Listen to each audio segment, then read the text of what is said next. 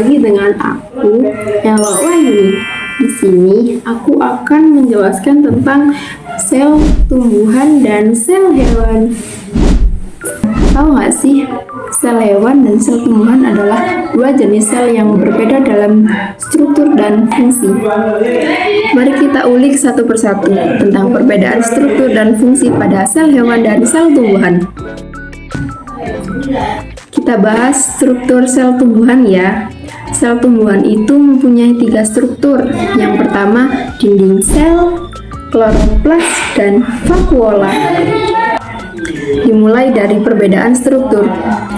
Sel tumbuhan mempunyai dinding sel, sedangkan sel hewan tidak mempunyai dinding sel.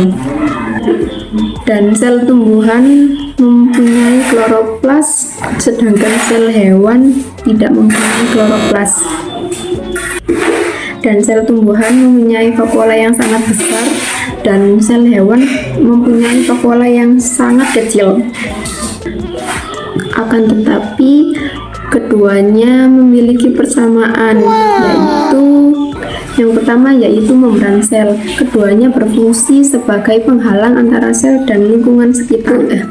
Yang kedua yaitu sitoplasma, yang merupakan cairan sel yang berfungsi sebagai tempat reaksi kimia. Perbedaan fungsi pada sel tumbuhan dan sel hewan.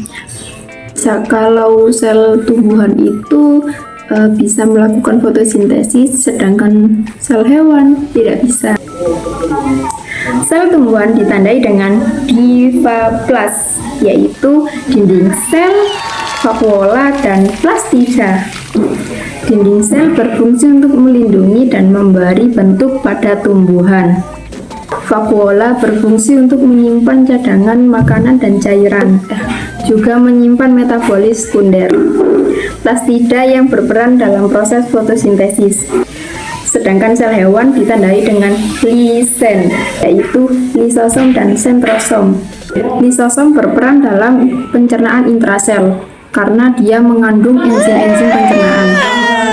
Sentrosom berperan dalam pembelahan sel dan mengatur gerak kromosom pada saat pembelahan sel.